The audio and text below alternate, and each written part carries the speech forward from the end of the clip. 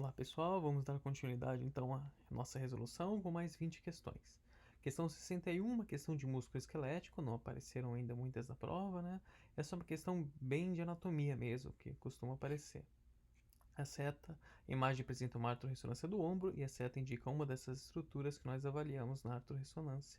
E ele quer saber qual é essa estrutura. Bom, essas questões de anatomia realmente eu não consigo dar muitos detalhes com vocês, a gente vai discutir direto a resposta. A fibrocartilagem do lábio da glenoide, não, está muito anterior, né, porque o lábio da glenoide está aqui mais posterior, então não teria como ser. Ligamento coracomeral, ligamento coracocromial, ligamento glenomeral médio e tendão do cabo lombo do bíceps. Essas outras alternativas é mais fácil de explicar se a gente tiver uma imagem de um atlas. Então eu peguei uma imagem aqui do Radiology Assistant que pontua exatamente todas essas estruturas que eles citaram ali nas alternativas. Só que esse aqui é um outro ombro, né? Então aqui é o anterior e aqui é o posterior. Aqui está o tendão do infra, o tendão do redondo menor, que são posteriores. E aquela estrutura que estava setada, que está sendo perguntada na questão, é essa estrutura aqui, correndo no interior da cápsula articular, que é o ligamento glenomeral médio. Fica inferiormente à articulação acromioclavicular, inferiormente ao tendão do supraespinhal. Mais superiormente, a gente tem o ligamento glenomeral superior e aqui o ligamento glenomeral médio, que é aquele que estava sendo citado na questão, profundamente ao tendão subescapular. Então, a alternativa correta aqui é a alternativa letra D, ligamento glenomeral médio. Questão 62. Paciente jovem com dor intensa no quadril direito, suspeita de epifisiólise. Em relação a essa doença, é correto afirmar: A. Definida como deslocamento do colo femoral em relação ao trocânter maior do fêmur. B. Na maior parte dos casos, existe uma história de traumatismo recente associada. C. Predomina nas adolescentes brancas. D. O estudo radiográfico de frente é o suficiente para o seu diagnóstico. E. Costuma ser unilateral na maior parte dos casos. Então essa aqui é uma questão bem teórica, vou passar direto para a resposta, daí a gente discute as alternativas. Resposta correta, então, é a alternativa E, costuma ser unilateral na maioria dos casos. Alternativa A está errada pelo seguinte motivo, fala que é o deslocamento do colo femoral em relação ao trocânter maior, mas isso não é verdade, é o deslocamento da cabeça femoral em relação ao colo femoral. É a cabeça que desliza no colo e não tem nada a ver com o trocânter maior. B. Na maior parte dos casos existe uma história de traumatismo recente. Não, essa não é uma associação. C. Predomina nas adolescentes brancas. Está errado porque predomina nos adolescentes, é muito mais comum em meninos e geralmente são afrodescendentes, não são brancos. D. O estudo radiográfico de frente é suficiente para o seu diagnóstico. Não, a gente faz pelo menos 2 incidências sempre que tem suspeita não só dessa doença, mas para quase todas as patologias do quadril, principalmente quadril pediátrico, que é frente e RAM. E a letra E correta costuma ser unilateral na maioria dos casos. Existem alguns sinais que estão associados a essa doença, então só para quem não está familiarizado, lembra sempre de comparar os dois quadris, e daí o quadril alterado, a cabeça femoral sempre vai estar deslocada, vai estar deslizando em relação ao colo. Existe essa linha, um dos sinais que você pode usar é a linha de Klein. A linha de Klein é uma linha que se origina a partir do colo femoral, e ela tem que cortar uma parte da cabeça do fêmur. Então, desse lado que é o lado normal, se a gente desenhar a linha do colo do fêmur, veja que ele vai cortar uma parte da cabeça, e do outro lado que está deslizado, se a gente traçar a linha, veja que não está cortando a cabeça, porque a cabeça está deslizada. Então, esse é um dos sinais que sugerem a doença. Questão 63. Considere um objeto simulador cilíndrico cheio com água e óleo em proporções iguais. Se for realizada uma tomografia computadorizada e uma ressonância magnética desse objeto. Essa é uma questão bem interessante, cobra um raciocínio físico, né, tanto da tomografia quanto da ressonância. Se você tem água e gordura, vamos raciocinar. Na tomografia, água e gordura são diferentes? Sim, a gordura é mais potência, ela é mais escura, então a gente consegue diferenciar. E na ressonância magnética? Em T1, T2, eles tendem a ter características sinais diferentes e você pode fazer sequências com supressão de gordura. Então, os dois métodos você vai conseguir diferenciar a gordura da água, mas na ressonância magnética com certeza vai ser mais fácil, porque você tem mais sequências e pode fazer sequências com supressão de gordura. Então, a alternativa é: será impossível diferenciar substâncias na TC e na RM? Não. Será possível diferenciar apenas na TC? Não. Será possível diferenciar apenas na RM? Não. Será possível diferenciar as duas substâncias dos dois exames? Porém, a diferença é mais nítida na TC? Não, pelos motivos que a gente já discutiu. Resposta correta, a letra E. Ambos conseguem diferenciar, mas a diferença é mais nítida na ressonância magnética, porque na tomografia são dois diferentes tons de cinza, na ressonância magnética, alto sinal, baixo sinal, é mais fácil ter um contraste maior no nosso olho. Questão 64. Paciente com dor no ombro, acentuada restrição de mobilidade com suspeita de capsulite adesiva. Em relação a essa doença, é correto afirmar: A. É uma doença rara e pouco diagnosticada. B. A obliteração da gordura do intervalo dos rotadores é comumente identificada. C. A restrição de mobilidade é mais acentuada na adução e na rotação interna. D. É mais comum em homens acima de 60 anos de idade. E. O afilamento do ligamento coracomeral é um achado frequente. Mais uma questão de músculo esquelético, vamos ver alternativa por alternativa então. Vamos começar de baixo. O afilamento do ligamento coracomeral é um achado frequente. Geralmente não, esse não é um achado que está descrito na suspeita de capsulite adesiva. É mais comum em homens acima de 60 anos de idade. Não, geralmente é mais comum em mulheres. A restrição da mobilidade é mais acentuada na adução e na rotação interna. Não, geralmente pacientes têm mais dificuldade na rotação externa. Ficamos entre a A e a B. Doença rara e pouco diagnosticada? Não, não é uma doença tão rara assim, é relativamente frequente, alguns acham até que ela é subdiagnosticada. E a resposta correta é a letra B. A obliteração da gordura do intervalo dos rotadores é comumente identificada. Então essa aqui foi uma questão puramente teórica, né? Mas eu trouxe algumas imagens para vocês, quem não está muito familiarizado, para vocês se lembrarem. Pensando em capsulite adesiva, tem 3 sinais, 3 topografias, você sempre tem que dar uma olhada. Você pode fazer o exame sem ou com contraste. Com contraste é um pouco melhor, que vai mostrar, além das alterações de sinal aqui que eu vou mostrar para vocês, vai mostrar realce nessas topografias também, mas sem contraste também dá para fazer o diagnóstico. O primeiro lugar que vocês têm que olhar é a gordura do intervalo dos rotadores. Então a gordura tinha que ser cinza, não tinha que ter esse alto sinal aqui. Então tudo isso aqui está identificado entre as setas. É o aumento do sinal no intervalo dos rotadores, que é um dos sinais que mais sugere essa doença. Um outro lugar que vocês têm que procurar também, edema da gordura, é no recesso axilar. Então o recesso axilar, essa região aqui embaixo, junto à margem inferior do lábio da glenoide, também é um lugar que vai ter aumento de sinal nessa doença. E num córtex sagital sempre dê uma olhadinha nos planos de partes moles ao redor da cápsula articular da articulação glenomeral. Então aqui a gente vê a cavidade glenoide e vejam que ao redor dela a gente tem toda uma área de aumento de sinal, como se tivesse pego uma pasta de dente espremida ao redor dela. Isso aqui também é bastante sugestivo dessa doença. Então essas 3 imagens aqui tentem guardar, porque pode ser que apareça em alguma prova como imagem perguntando o diagnóstico, e a principal hipótese é capsulite adesiva. Então a alternativa correta aqui é a letra B, por causa da obliteração da gordura do intervalo dos rotadores. De novo, decorar essa imagem aqui. Questão 65, uma questão de Doppler pediátrico. Paciente, sexo masculino, de 8 meses, com dor abdominal e vômitos. Analise as imagens a seguir. Então a gente vê aqui os vasos, a gente tem vasos abdominais da circulação mesentérica, né? O pulo do gato está nessa imagem aqui. Veja que esse paciente tem dor abdominal e a gente vê que os vasos estão fazendo aspecto de rodamuinho. Os vasos não podem ter esse caráter circular, né? Eles têm que fazer um trajeto linear, um trajeto reto.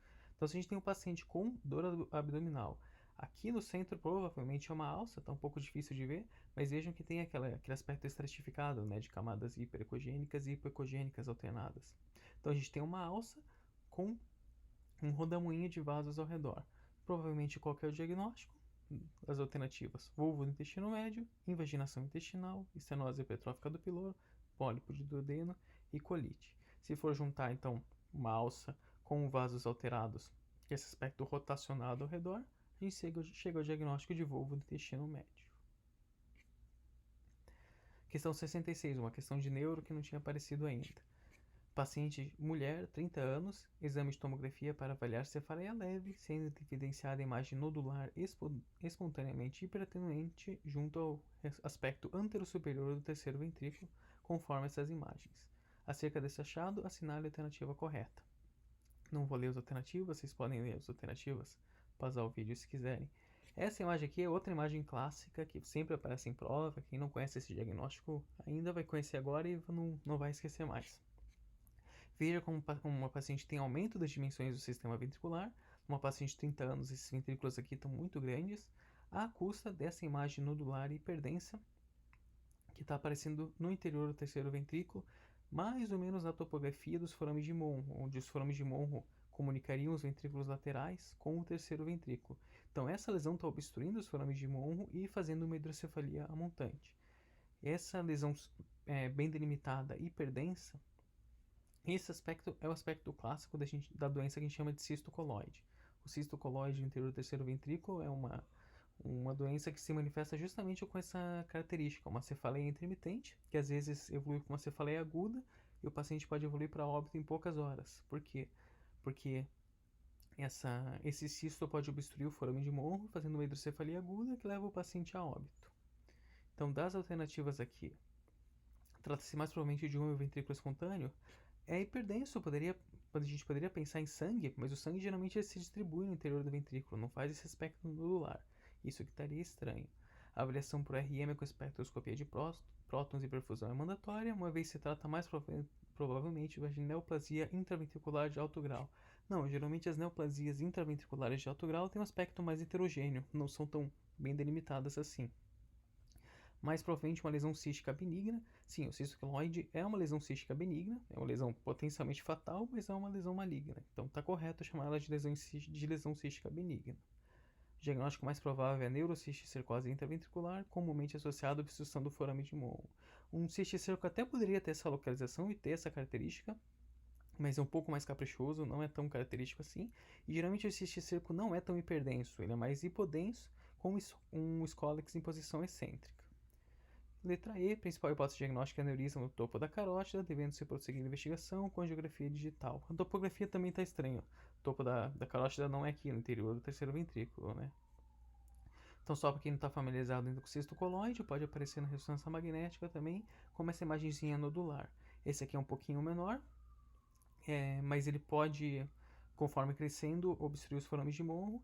E esses pacientes que têm cefaleia intermitente é porque às vezes como ele é pequenininho, imóvel, o paciente mexe a cabeça, ele faz obstruções intermitentes do forame de Monro, faz pequenos episódios de obstrução, e isso é que faz os episódios de cefaleia. Até chega a hora que ele cresce demais, faz uma hidrocefalia aguda e o paciente pode evoluir a óbito. Então sempre guardem esse diagnóstico na cabeça.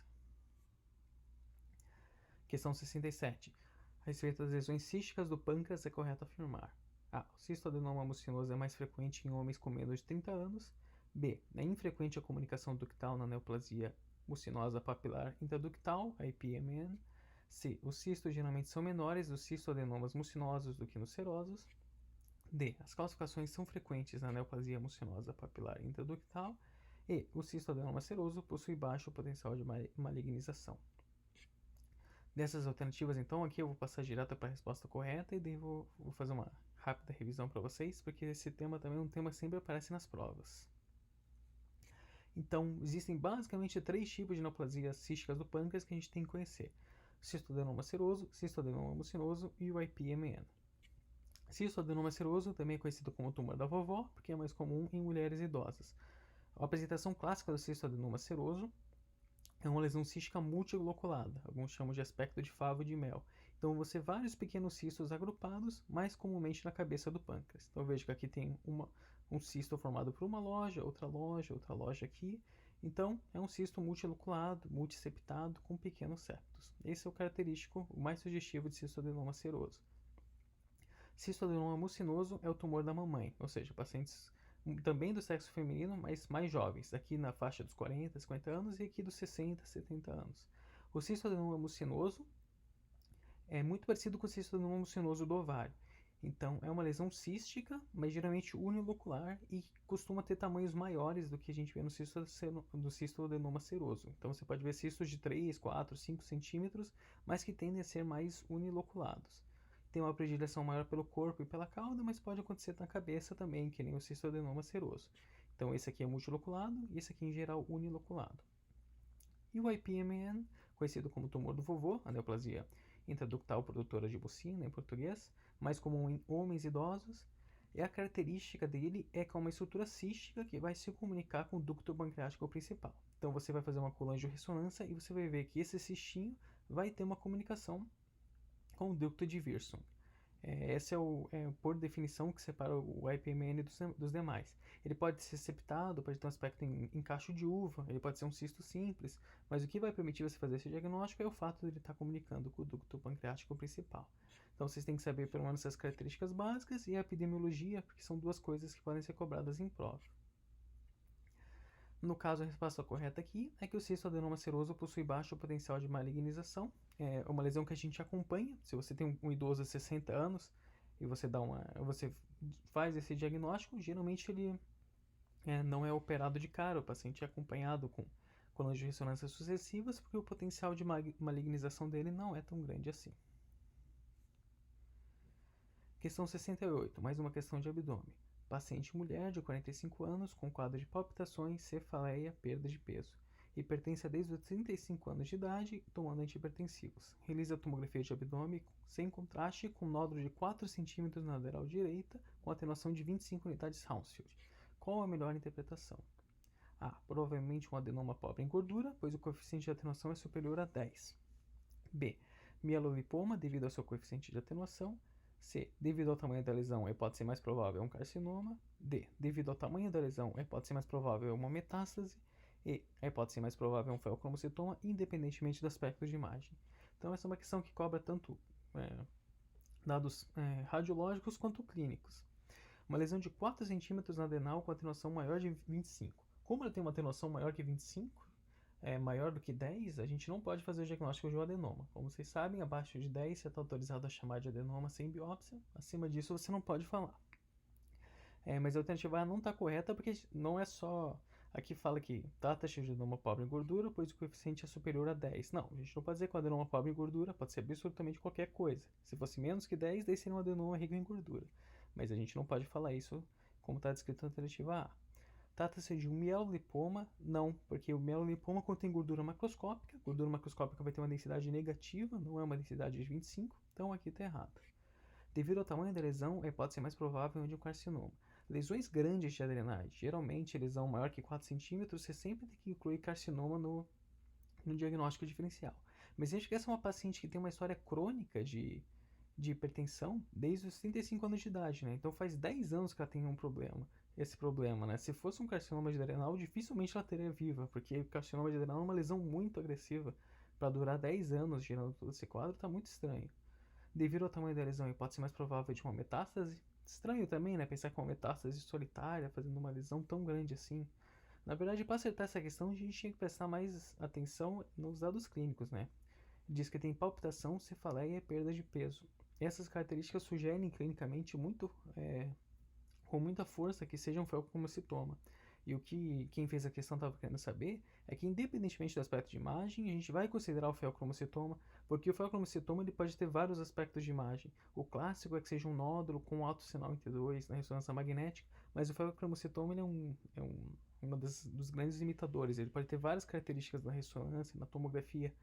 E aqui nesse contexto específico dessa paciente com essa história de palpitação, cefaleia, tem que pensar sempre no feocromocitoma, independentemente do aspecto de imagem. Então, acredito que era esse o raciocínio de quem fez a questão, e por eliminação a gente viu que as outras alternativas também não fazem muito sentido. Então, o correto é a letra E.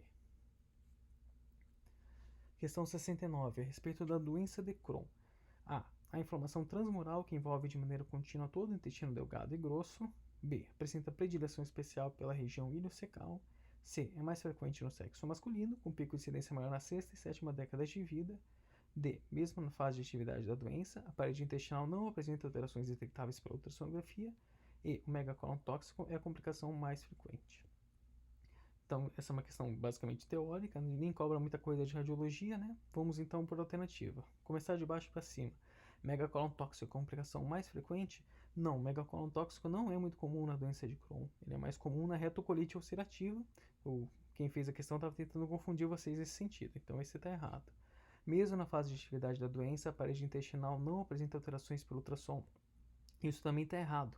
No nosso país são poucas pessoas que valorizam o ultrassom para estudo do trato gastrointestinal, mas se vocês pesquisarem rapidinho na literatura, vocês vão ver que, principalmente a literatura americana, europeia, eles usam muito ultrassom para estudar as alças intestinais. Como a gente já viu até em outra questão, né, que você consegue ver as camadas e tudo mais, e nas doenças inflamatórias intestinais você consegue ver alteração.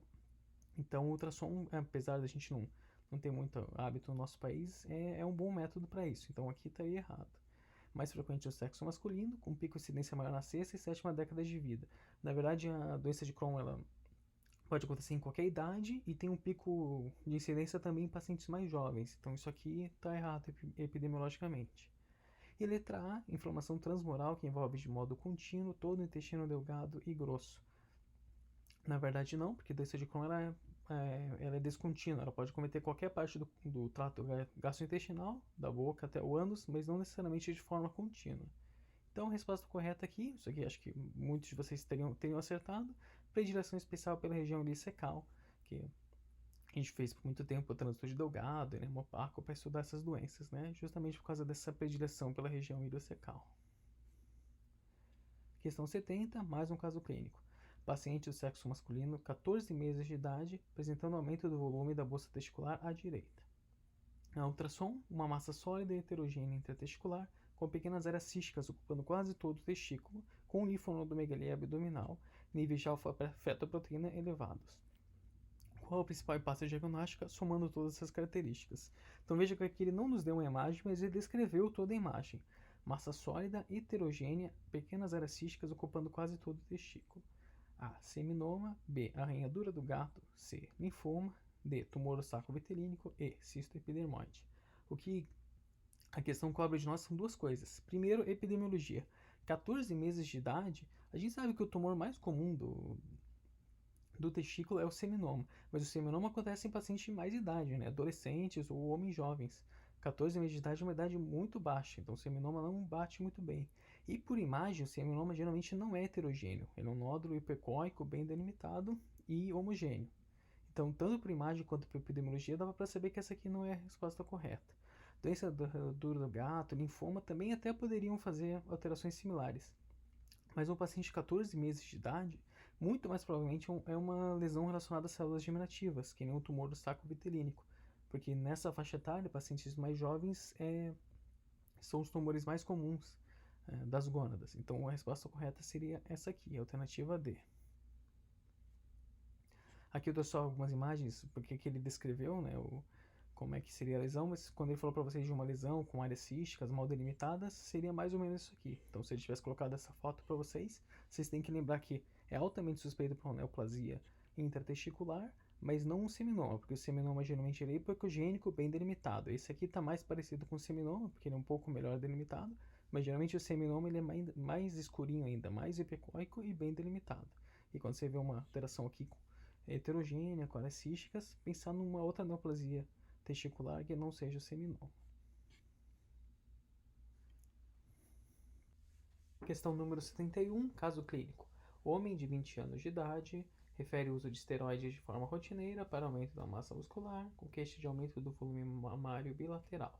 A mamografia apresenta apenas densidades fibroglandulares em ambas as regiões retroanulares e a ultrassonografia revela um nódulo sólido, hipocogênico, heterogêneo, palpável, com 6 mm na região subareolar da mama direita. Considerando essas informações, assinala a alternativa correta. Então nós temos um paciente usando esteroides anabolizantes com um nódulo verdadeiro na mama. Então, por mais que na mamografia não tenha sido identificado, no ultrassom existe um nódulo verdadeiro, que é hipercóico e heterogêneo. Qual é o manejo de um nódulo num paciente de sexo masculino? A. Trata-se de um caso de ginecomastia e o paciente deve ser orientado a cessar o uso de esteroides. Se fosse somente pela mamografia, com essas densidades fibroglandulares esparsas, a gente até poderia acreditar que é só ginecomastia.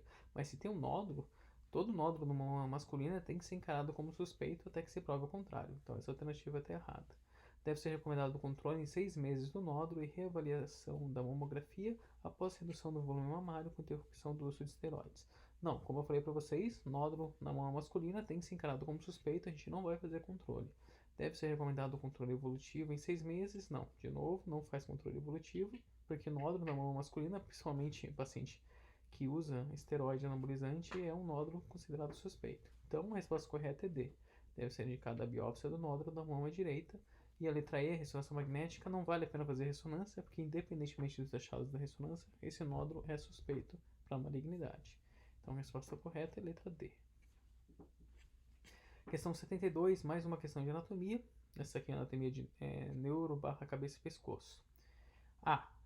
O 10º, 11º e 12º pares cranianos apresentam um trajeto descendente pela pars nervosa do forame jugular. B. A lesão mais comumente associada ao primeiro e segundo par craniano é o tumor da bainha neural. C. Terceiro e quarto nervos cranianos originam-se respectivamente da ponte do bulbo. D. O quinto nervo craniano apresenta 3 ramos principais, oftálmico, maxilar e mandibular. E os nervos que apresentam o trajeto no interior do seio cavernoso são oculomotor, troclear, abducente e divisão mandibular do trigêmeo. Então vamos ver agora então a alternativa por alternativa. 10º, 11º e 12º pares cranianos apresentam o trajeto pela pars nervosa do forame jugular? Não. O forame jugular ele apresenta de fato três pares cranianos, mas é o nono, o 10º e o 11º.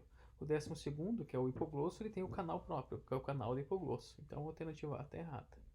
A lesão mais comumente associada ao primeiro e segundo par craniano é o tumor da bainha neural, schwannoma. Alguém já ouviu falar de schwannoma dos nervos olfatório ou óptico? Não, porque eles não, quando eles fazem neoplasias gliais, eles não fazem schwannomas, eles fazem gliomas. Então não existe schwannoma do primeiro e do segundo par, existem gliomas do primeiro e do segundo par. Então está errada essa alternativa. C. Terceiro e quarto nervos originam-se da ponte do bulbo? Não, eles têm uma origem bem cranial, eles têm origem no mesencéfalo, então também está incorreto. Quinto nervo craniano apresenta 3 ramos principais. E a alternativa é os nervos que apresentam o trajeto interior do seio cavernoso. Então a resposta correta eu vou mostrar para vocês é a letra D, mas aqui para vocês entenderem melhor a alternativa é essa questão dos nervos que transitam no seio cavernoso também é muito importante. Então a anatomia do seio cavernoso é uma anatomia bastante complexa, mas que a gente tem que lembrar. O nervo que transita no interior do seio cavernoso é o sexto par, é o nervo abducente. No entanto, outros nervos correm junto à sua parede externa, à sua parede lateral. Então nós temos o nervo oculomotor, o nervo troclear e a divisão V1 e V2. O nervo oftálmico, que é a primeira ramificação do quinto par, e a segunda ramificação do quinto par, que é o nervo maxilar. Então esses 4 correm na parede, junto à parede lateral do seio cavernoso, e o único que corre no interior é o nervo abducente. Então, os nervos que se relacionam com o seio cavernoso são o 3, o 4, o V1, o V2 e o 6. Mas o único que está lá dentro é o 6, o abducente. E, obviamente, a artéria carótida interna aqui no seio cavernoso. E daí só para lembrar para vocês também daquela questão do nono, 10º e 11º par, que passam pelo forame jugular. O forame jugular ele pode ser dividido em duas partes, uma parte vasculares e uma parte nervosas. A pars nervosa passa exclusivamente o nono par, ao passo que os outros, o 10º e o 11º, eles passam na pars vascular.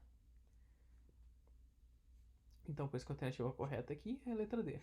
O quinto par tem 3 divisões, oftálmica, que é V1, maxilar, que é V2, e mandibular, que é V3.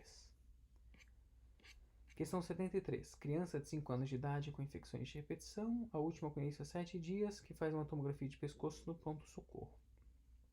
Os achados anormais aqui nessa tomografia. Percebam que na coluna aérea, aqui na rinofaringe, a gente tem uma assimetria com abaulamento da parede posterior, à custa dessa lesão expansiva aqui arredondada, com centro hipodenso, com uma discreta porção mais hiperdensa na sua parede posterior. E nesse lado aqui, na porção posterior barra lateral direita da rinofaringe, a gente tem uma outra lesão ovalada com um acentuado realce pelo meio de contraste. Qual é o diagnóstico mais provável?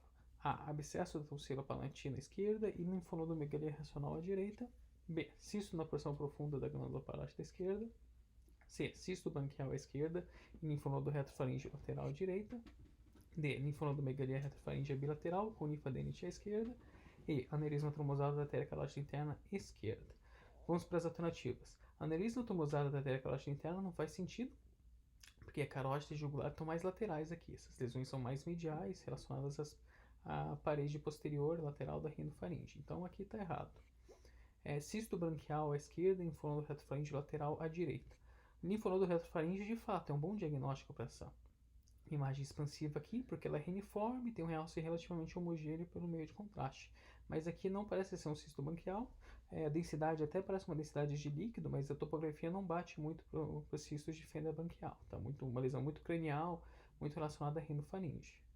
Cisto na porção profunda da glândula parótida. Não, porque as parótidas estão aqui. A porção profunda não está aparecendo muito bem nesse corte, mas seria mais ou menos por aqui. E a gente vê que é uma lesão mais interna. E abscesso da tonsila palatina também não é uma boa alternativa, porque a gente está na rinofaringe. A gente não está nem no corte que dá para ver a tonsila palatina. A tonsila palatina estaria mais para baixo. Então a resposta correta aqui é linfonodo megalia retrofaringea bilateral. Isso aqui é um linfonodo, isso aqui também era um linfonodo, mas aqui com linfadenite. Esse aspecto mais heterogêneo do linfonodo, com um componente necrótico barra cístico no seu interior, que sugere que tem um processo inflamatório, uma linfadenite. Questão 74, voltando agora para neuro. Paciente morador de rua, emagrecido, com quadro de tosse, confusão mental e dor lombar, sem acompanhante que possa relatar a sua história, com ressonância de crânio e coluna. Nem coloquei as alternativas aqui, para a gente raciocinar só com as imagens. As duas imagens aqui são flare, então no flare a gente não pode ter o autossinal nas cisternas da base e nos sulcos cerebrais. Mas vejam que aqui a gente vê que na profundidade dos sulcos tem um conteúdo que preenche os sulcos que tem autossinal. Aqui nas cisternas da base a gente tem esse mesmo conteúdo. E aqui para cima, na profundidade dos sulcos, de novo. Se fosse um T2 puro, isso aqui seria líquor, mas isso aqui é um flare, então a gente não pode ter autossinal no líquor. Que sugere então que é o conteúdo patológico, provavelmente um conteúdo inflamatório, que está envolvendo a profundidade dos sulcos, ou seja, provavelmente relacionado às leptomeninges. E quando a gente vai estudar a coluna desse paciente, a gente vê que acometendo aqui as vértebras lombares, tem uma lesão destrutiva sentada nesse disco intervertebral. Veja como ele tem um aumento de sinal do disco em T2, inferindo maior quantidade de líquido por causa de um processo inflamatório, com um realce contraste. E vejam aqui no corte axial como a gente tem coleções ao redor do corpo vertebral e do disco intervertebral com realce periférico pelo contraste, fazendo um aspecto necrótico, coleções necróticas. Então a gente tem uma lesão destrutiva centrada no disco intervertebral com coleções necróticas ao seu redor. E lá no crânio a gente tem um processo inflamatório na profundidade de sulcos que sugere uma leptomeningite. Se a gente tiver que juntar tudo isso no paciente morador de rua emagrecido, qual vai ser a nossa hipótese diagnóstica? Alterações degenerativas com predomínio do MODIC 1, edema. Edema não cai muito bem aqui porque tem um aspecto muito destrutivo, com realce pelo meio de contraste. Geralmente um edema associado a alterações degenerativas não tem um aspecto tão erosivo assim, ainda mais com essas coleções como a gente vê. Espondilodicite é a resposta correta. Acometimento secundário por metástase. Eu até poderia ter uma metástase parecida, mas geralmente essa metástase é centrada no corpo vertebral, não no disco intervertebral, e a gente esperaria mais metástases aqui em cima no crânio também. Shimor aguda e artrite de interapofisárias? Não, porque as interapofisárias não parecem estar acometidas. Aqui a gente não tem um corte muito bom, o máximo que a gente consegue ver aqui, mas veja que o processo não está centrado na interapofisária. E fratura patológica com recuo convexo do muro posterior. Aqui, de novo, fratura patológica a gente costuma ver um envolvimento maior do corpo vertebral e não do disco, como é o caso aqui. E aqui não parece ter um recuo tão grande no muro posterior, com redução da amplitude do canal vertebral. Talvez um pouquinho aqui, mas de novo, relacionado ao disco e não à fratura do corpo vertebral. E também não explicaria as alterações do crânio, né? Isso aqui, se vocês quiserem avançar um pouco mais do diagnóstico, provavelmente é uma espondilodicite tuberculosa.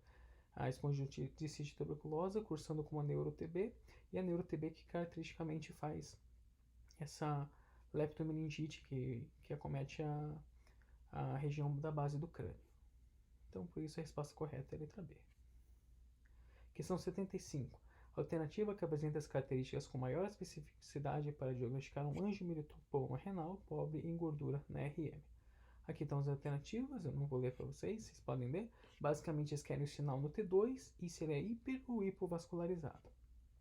O angiomilipoma, quando ele é rico em gordura, é fácil de fazer o diagnóstico. A gente faz uma sequência dentro e fora de fase, se tem queda de sinal fora de fase, isso é igual a gordura intracelular, provavelmente o angiomilipoma está feito o diagnóstico.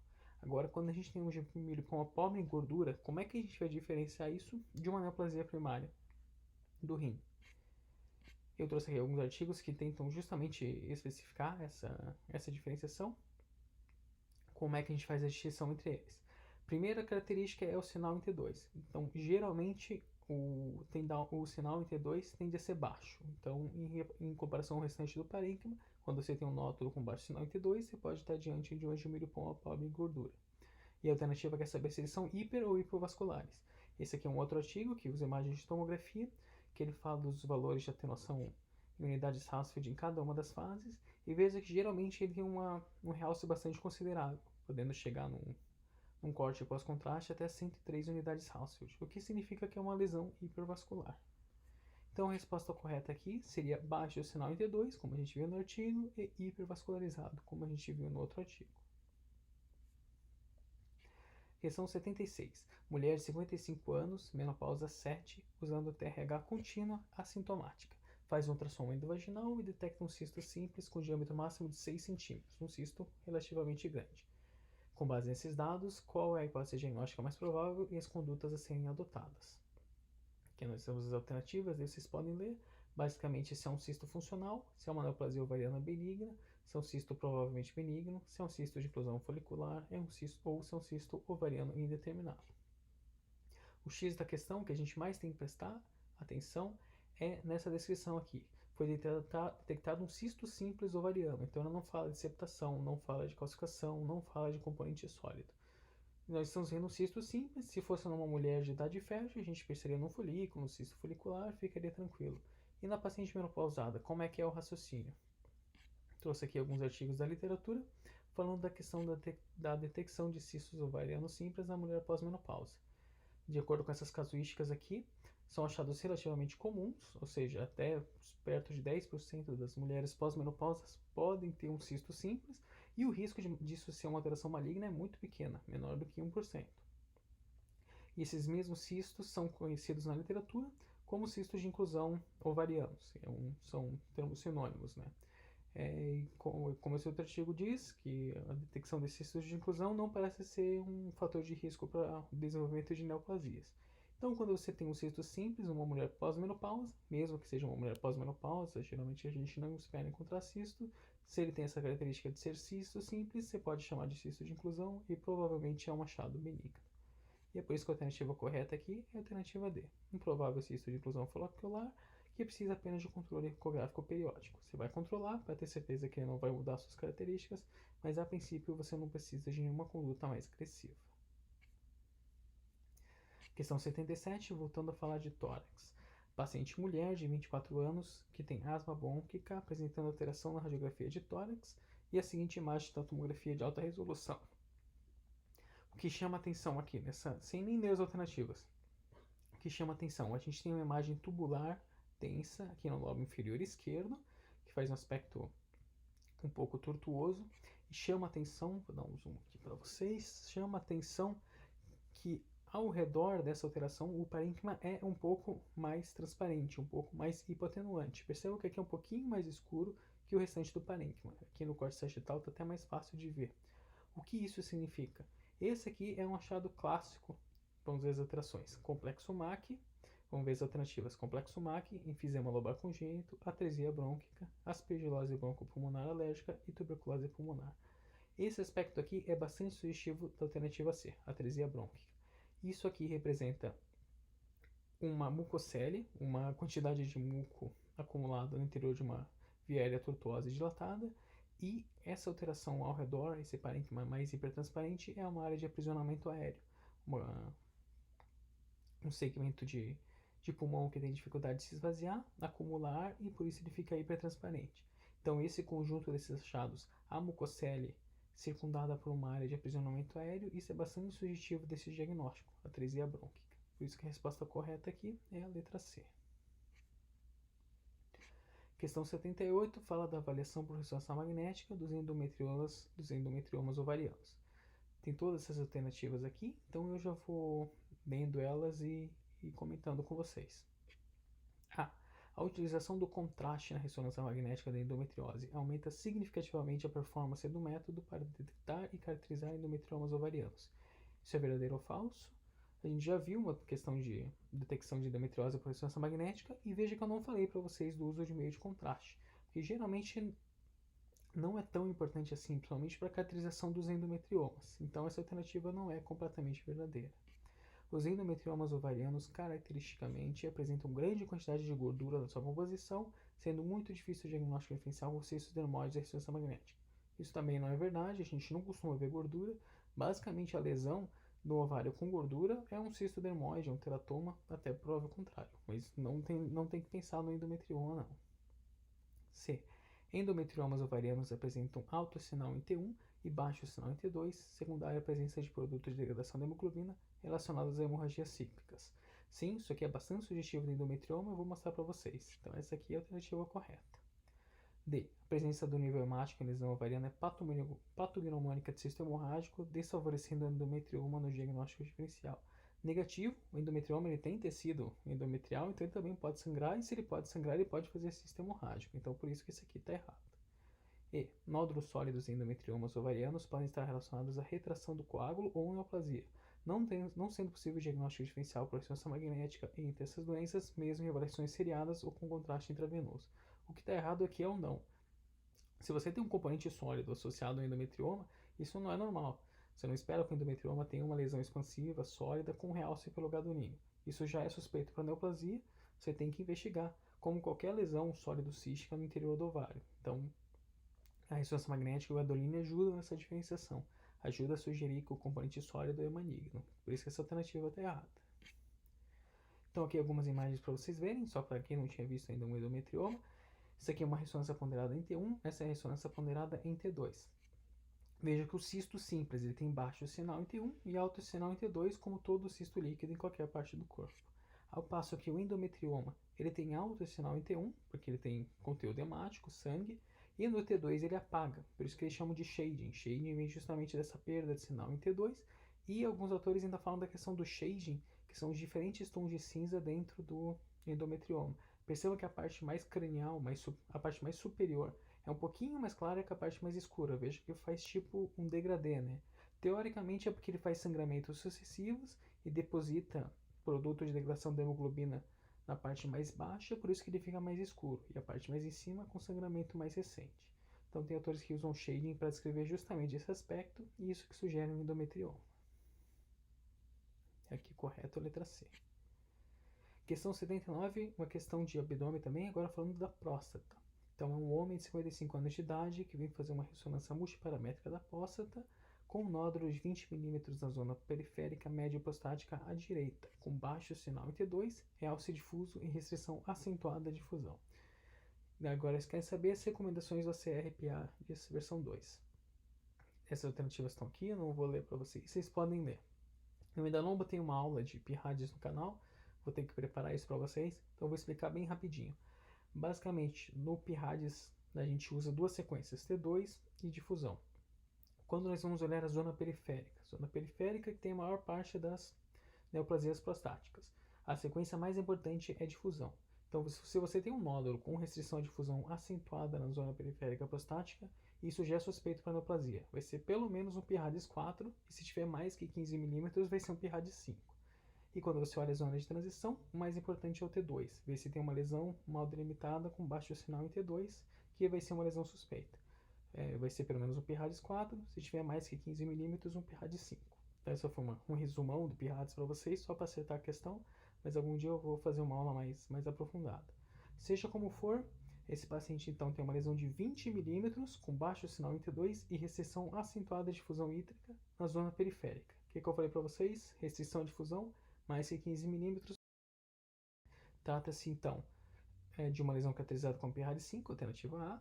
A principal característica dessa lesão a ser analisada para a definição do PIRADS pela sua localização é a intensidade de sinal em T2. Não, isso aqui está errado. Como eu falei para vocês, zona periférica predomina a difusão. Se fosse zona de transição, daí a gente usaria o T2. O comportamento do sinal na sequência de difusão não tem impacto relevante, errado. Como eu falei para vocês, a difusão é o mais importante na zona periférica. D. Os achados da ressonância magnética de PIRADS 4, como nesse caso, dispensam a necessidade de biópsia complementar e permitem indicação imediata de prostatectomia. Não, está errado, porque não é um PIRADS 4, é um PIRADS 5, porque tem mais que 15 mm, e geralmente PIRADS 4 não dispensa biópsia, você tem que fazer biópsia para confirmar que é uma neoplasia clinicamente significativa. Geralmente até PIRADS 5 eles biopsiam, não é o mesmo raciocínio da mama, onde PIRADS 5 teoricamente ele precisa biopsiar. E a ressonância magnética deve ser utilizada como instrumento de screening para câncer de mama rotineiramente em pacientes acima de 35 anos de idade, independentemente do PSA. Isso está errado também. Geralmente o screening ainda é realizado com PSA, e quando o PSA dá alterado, faz-se a ressonância. Aqui eu trouxe só um exemplo para vocês, um exemplo da vida real que eu vi uma vez. Aqui a gente tem o T2 e aqui uma ressonância magnética ponderada em difusão. A gente vê então essa região de marcada restrição à difusão com baixo sinal em T2. Se a gente for medir a mais que 15 milímetros, e isso aqui é o PIRAD 5. Então, se essa imagem aparecer para vocês, é a mesma coisa que está descrito ali na nossa alternativa, no nosso enunciado. Aqui eu não coloquei a resposta para vocês, mas a resposta correta é a letra A, como eu já falei, porque é um PIRAD 5. E por fim, questão 80, questão de músculo esquelético, falando de anatomia novamente. Paciente vítima de entorse do tornozelo faz uma ressonância para avaliar seus ligamentos. A cenário alternativa que apresenta os itens se relacionam exclusivamente com componentes do complexo ligamentar deltoide. Aqui tem todas as alternativas, eu não vou ler para vocês. Infelizmente a questão de anatomia ou você sabe ou você não sabe. Felizmente essa questão dava para acertar mesmo se você não tivesse certeza certinho do que compõe o complexo ligamentar deltoide. Se você lembrar que o complexo ligamentar deltoide é medial e que os outros ligamentos são laterais, por exclusão você consegue tirar algumas alternativas. Por exemplo, ligamento talofibular anterior, a gente sabe que ele é lateral, então ele não pode fazer parte do deltoide. Tíbio talar posterior, tíbio calcâneo e tíbio spring. Calcâneo fibular, a gente sabe que ele é lateral também. Tíbio talar anterior, talo fibular posterior. Talo fibular posterior também é lateral, não pode ser medial, que nem o deltoide. Ligamentos calcâneo navicular, bifurcado interósseo. O calcâneo navicular também é um daqueles laterais. Então a alternativa correta aqui é a letra B.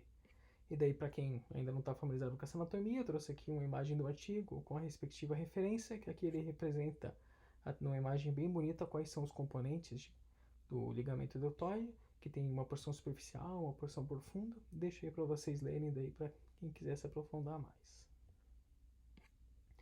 E é isso, pessoal. A gente se continua então na última parte, e daí só vão faltar mais 20 questões e com isso teremos concluído a prova. Muito obrigado.